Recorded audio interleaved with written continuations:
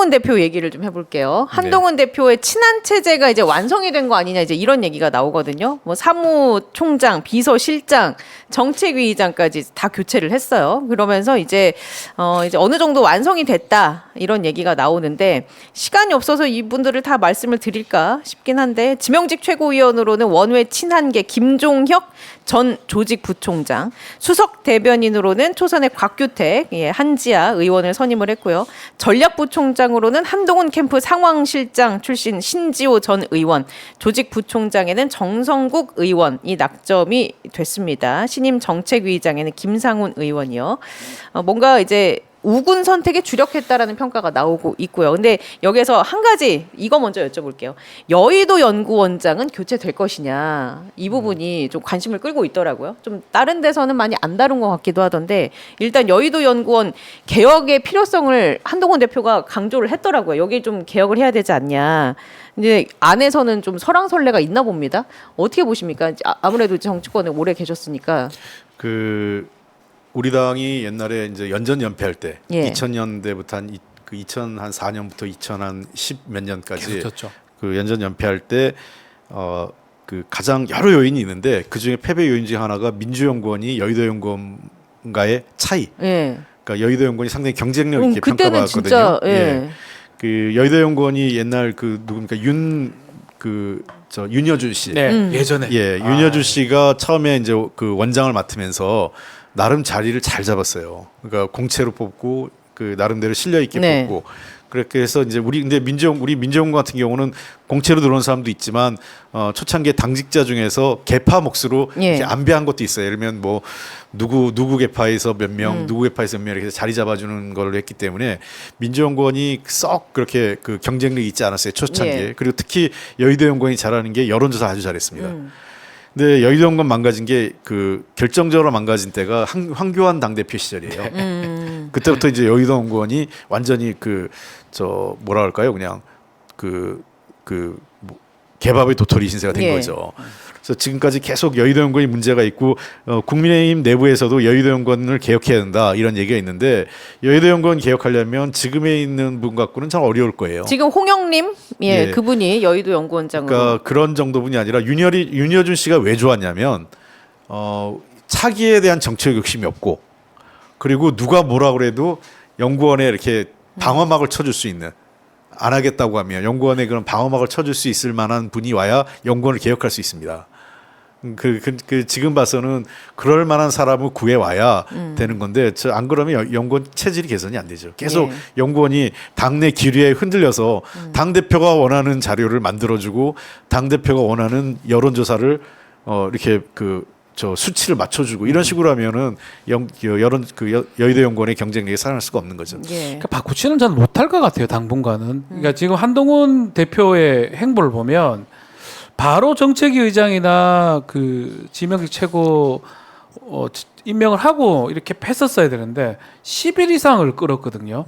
정점식을 하냐 안 하냐 계속 다툼이 있었고 지명직도 제대로 못 하고 있었고 등등 봤을 때 계속 갈등이나 아니면 갈등으로 표현하기 그렇고 겁을 좀 먹고 있는 것 같기도 해요. 친윤들 특히 예. 대통령하고 그러니까 이걸 좋게 말하면 허니문이라고 네네. 표현할 수도 있을 것 같은데 결국은 끝까지 이렇게 갈 수는 없을 것 같아요. 제일 눈에 띄는 거는 제3자 추천을 통한 특검법. 본인이 공약했던 거기 때문에 네. 끝까지 외면을 못할 거고요. 예. 또 이번에 국민의힘의 62.8%를 받았습니다. 네. 변화를 요구하는 그렇죠. 국민의힘 지지자들의 민심이거든요. 그걸 한동훈 대표가 무시를 못하지만 원래 정치인이라면 여기 앞에 계시지만 홍익표 우리 의원님 같은 정치인이라면 정치인들은 결단을 합니다. 우리 YS 확실히 막 이렇게 하잖아요. 확실히. 정치인들은 예. 결단의 예술 아니겠습니까? 정치는 결단 메시지거든요. 근데 한동훈은 정치인이 아니에요. 그러니까 못해요. 계속 못하고 있잖아요. 결단을 못한다라는 측면에서. 예, 그래서 계속 끌 거예요. 여연도 못 바꿀 겁니다. 결국에는. 바꾸더라도 대통령실에서 원하는 사람을 할 거예요. 그러면 안에서의 내부의 그런 것도 흔들릴 텐데요. 바꾸라는 목소리가 계속 있는 걸로. 그러니까 알고 그거를 천천히는 할 거예요 하는데 결국 결단을 못 내리고 계속 못 내리고 있다. 계속 지그지그 끌 것 같아요. 제 느낌은 그렇습니다. 제가 받아들인 인상은 뭐 시간은 좀 걸리는 것 같아요. 예. 제가 지난번에도 그랬잖아요. 정책위 의장 바꾸는 게 논란이 되는 게 이해할 수가 없다. 네. 자동 사표 내야지. 그날 바꾸면 그렇죠. 되는데 네. 그 사표 내야 되는 게 또 그 여기서 여의도에 그동안 네. 관행인데 이게 문법인데. 뭐 하는 거냐. 네. 결국은 뭐 본인이 사퇴하는 식으로 예. 매듭은 지었지만 뭐 서로 간에 상처는 다 난 거죠. 네. 모양 빠진 거죠. 그래서 바로 그날 사실은 그냥 당대표가 당선됐잖아요. 바로 일성을 날리면 돼요. 뭐라 그러냐면 그동안 주요 당직자들 고생하셨습니다. 그럼 끝이에요. 그치. 감사합니다. 예. 뭐 같이 하고 싶지만 그동안 고생 많이 하셨기 때문에 휴식을 드리고 싶습니다. 네. 이러면 되는 거예요. 그럼 뭐라 그러겠어요? 아니 그다음부터 버티고 앉아 있는 사람이 무서운 거죠. 그렇게 하면서 바로 임명해버리면 돼요. 예. 정책위 의장 누구, 예. 그리고 지명직 최고 누구, 그 삼겹살 같이 먹으러 갔어야 돼요, 사실은. 그렇죠. 그리고 바로 전화해서 사무처 직원들한테 제가 그때 얘기했잖아요. 네. 법인카드 빨리 그치. 빼서 범위가 아무도 못하는 거니까. 근데 그게 맞아요. 맞는데 자꾸 간을 본 거나 아니면 눈치를 봤던 거예요. 우리 고개 숙인 거 우리 다 봤잖아요. 그렇죠. 그 모습에서 사실은 조금씩 진화해 가고 있지만 아직까지는 기본 틀은 검사고 선배 검사고 예. 그런 기본 틀이고 그러기 때문에 확 네. 바뀌긴 어렵다 이렇게 그러니까 보입니다. 한동훈 대표가 그날 당선이 거의 확실시 됐잖아요. 네네. 당일날. 누가 봐도 알았는데. 그렇죠. 그러면 그날 오전에 다른 게 아니라 이미 핵심들이 모여서 당직 인선을 끝내놨어야 돼요. 이미 그렇게 작전을 짜놨어야 된다. 항상 그렇게 뭐, 하잖아요. 원래 다 그래요. 예. 저도 당대표 선거 끝나자마자 전화 받았는데 그때 저 옛날에 제가 이해찬 대표 될 때 수석 대변인 제안을 끝나고 나니까 대표가 원래 당 대표가 제일 먼저 발표하는 게 네. 사무총장, 비서실장, 맞습니다. 그다음에 수석 대변인 요 세 개는 빨리 해야 돼요. 그래 왜 얘기도 그러냐면 하고 다 할 건데. 왜냐하면 이제 사무처를 먼저 움직여야 되고 예. 그 비서실장은 자기가 동선하고 일정하는데 필요하고 수석 대변인은 다시 자기 대신 얘기해 줄 사람이죠. 이 세 사람 먼저 하고 그 다음에 정책위 의장 그거는 하루 이틀 사이에 해서 이제 그럼 대변인이 발표를 하는 겁니다. 추후 인선을. 그러니까 그 일정이 3일 이내에 다 끝나요. 아. 그러니까 일단은 다 사표 받아놓고 예. 그러고 시작하는 거예요. 근데 질질 끌었다 한동훈 예. 대표. 끈 게 아니고 끌렸는 거죠. 아 본인이 끌려 정점식을 다녔다. 하라고 하니까 눈치를 계속 보고 있었던 거예요. 정점식도 안 나가고 있고 정점식이 뭘 하고 싶었겠어요. 예. 뭐 정책위 의장 돈을 뭐 엄청 줍니까? 나 그만하고 싶은데 대통령 눈치 보죠. 한동훈 대표 신인 대표 그런 식으로 계속 끌고 있었던 상황 아닌가 싶어요. 10일을 끈 거예요. 제가 계산해 보니까 예. 10일 동안 못 바꾼 거예요. 그러다가 이제 약간 우회해 가면서 정점식이 그만두는데 그것도 정점식이 내가 그만둔다 그러겠습니까? 대통령실에서 신호가 니 그만해라 안 되겠다 라고 한 것 같거든요. 그 자체가 문제라는 거예요. 예. 전반적으로. 그러면 이제 한동훈 대표가 얽혀 있는 이 사건 하나 더 짚어봐야겠어요. 엘리엇 배상 패소와 관련해서 아마 하실 말씀도 있을 것 같아서 굵직한 거 하나 더 짚어보겠습니다. 한동훈 대표가 이길 수 있다고 법무부 장관 시절에 공언을 했지 않습니까? 맞아요. 예. 1,300억 원가량의 엘리엇 배상 패소. 근데 사실 이 일은 박근혜 국정농단 때로 거슬러 올라가잖아요. 이 사건 같은 경우는. 그쵸. 예. 쉽게 말하면 당시에 이제 경영권 승계 관련해서 예, 삼성. 제일모직하고 이제 삼성물산 합병할 때 비율 잘못됐다고 네. 이제 그 해치 펀드가 문제 삼았던 거거든요. 예. 이름도 까먹어. 엘리엇이죠. 엘리엇. 예. 엘리엇이 문제 삼았던 거고 그거 관련해서 우리가 사실은 소송 비용이 더 많이 듭니다. 소송 비용 1심에서 졌는데 거의 99%의 법조인들은 진다 그랬거든요. 혼자서 이긴다고 그러면서 결국은 지금 이래가지고 돈을 어마어마하게 손해를 보게 생겼습니다. 예. 왜냐하면 이자도 그렇고 지연 손해가 이자. 매우 예. 많거든요. 그래서 이거는 저는 우리가 언론에서 거론을 안 하고 있지만 한동훈 장관이 전 장관이죠. 예. 그리고 지금 대표고 책임져야 됩니다. 이거는. 이거 어떻게 보십니까? 이 사태에 대해서는요? 그러니까 이거는 정말 그 당시에 그 전문가들이 대부분 부정적이었어요. 다 진다고 진다고. 그랬어요. 법조문을 보면은 어렵다는 거 법조인이니까. 알았거든요. 예.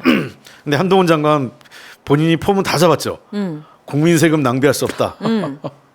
반드시 그 항소에서 이기겠다 예. 이랬거든요.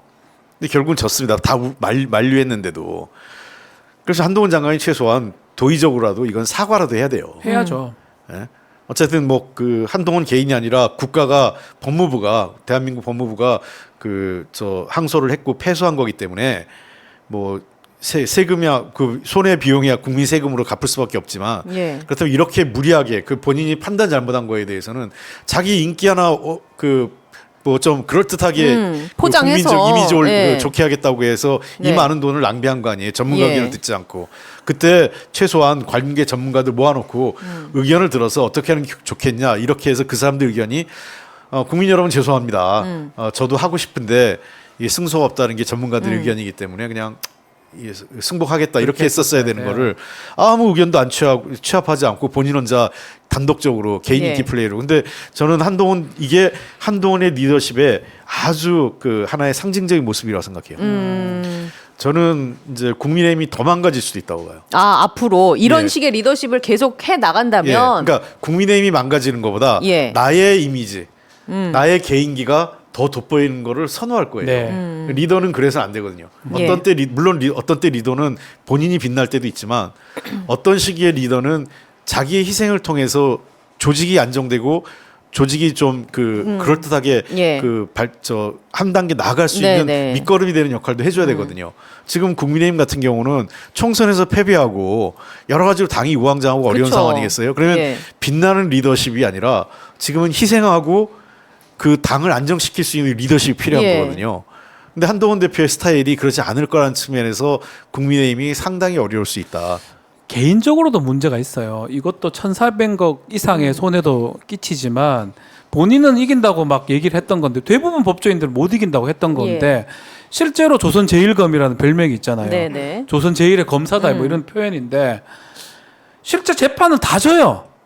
국정농단 사건 본인이 기소했던 거 그 양승태 전 대법원장 같은 경우는 47개가 무죄 처음 봤습니다. 어떻게 그걸 무죄 싹 다 나옵니까?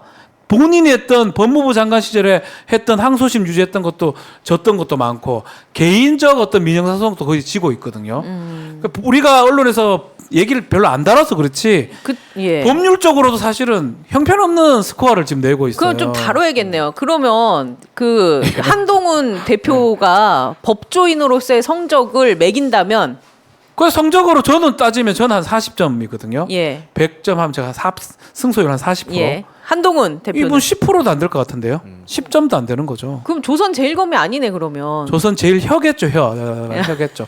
그러니까 결국은 이런 것들이 지금 홍원 의원님께서 말씀하셨지만, 대표님 말씀하셨지만 앞으로는 개인이 자기가 돋보이려고 했던 것들로 보이거든요. 예. 그리고 그게 진면목이 드러나는 거잖아요. 다 져버렸어요, 법조인이. 법조인이 사실은 진면목은 법부로 승부를 거는 거예요. 재판에 가서 승부를 거는 건데 재판도 다 져버렸어요. 그러면 이게 저는 안 좋을 거고 당에도 나쁜 영향을 미칠 것이다. 그렇게 봅니다. 그러니까 저는 이 사건이 그 한동훈의 리더십을 이해하는 큰 이 사건으로 될 하나의 거예요. 지표가 될 것이다. 예. 아주 중요한 지표가 될 어떤 것이다. 리더십을 할지. 이게 이미 그 지난번 확정 판결로 1,300억이었거든요. 예. 그때 손해배상금이 한 690억이고 나머지 한 600억 정도가 법률 비용이었단 그러니까 말이에요. 예. 소송비용이 소송비용. 그거 그냥 다 안 하면- 날린 그냥 다 예. 날린 거죠. 안 하면 600억 더 안 들었을 거예요. 그다 아니 그 당시에 네. 그 당시가 1,300억이었기 때문에 지금은 한 1,000 더 올라갔습니다. 또한 3,400억 예. 또 붙었을 거예요. 다 세금이잖아요. 예. 다 세금이죠. 그러니까 이제 지금은 이제 1,300억에서 뭐 1,500억 이상 물어줘야 될 상황이 돼버린 거죠. 아유 내 세금 어떡하지? 항소를 많이 하게 되면 그러니까 또 이거 비용이 들죠. 이거 법무부는 항소 검토 중이라고 하고 항소심에서 뒤집힐 확률 더 낮은 거 아닙니까? 없어요. 뭘 낫기는 뭐 나죠. 없어요. 그럼 어떻게 해요? 이거 어떻게 해야 돈 돼? 갖다 버리는 거죠, 뭐. 어떻게 해야 되죠? 갖다 버리는 거라. 저는 그러니까 물론 때로는 국가가 손해를 보더라도 해야 될 것도 있어요. 뭐 명예를 위해서라든지 그렇게 뭐 해야 될 필요도 있기 하겠지만. 때문에 그러려면 법무부 장관 혼자의 독단적인 판단이 아니라 이거는 광범위하게 전문가들 의견을 취합하고 국회에도 좀 관련 상임위에 네. 보고도 하고 해서 이걸 어떻게 줬는지 해서 두루두루 의견을 취한 다음에 해야죠. 이게 단순히 돈에 뭐 얼마를 손해 봤다 안 봤다 이것만 갖고 제가 평가하는 게 아니에요. 일 처리 방식의 문제라는 거예요. 책임져야 예. 돼요. 전 책임져야 된다 봅니다. 아, 그러니까 책임져야 되죠. 책임을 그럼 어떻게 물어야 돼? 그냥 그냥 사과 갖고는 최소한 사과는 해야죠.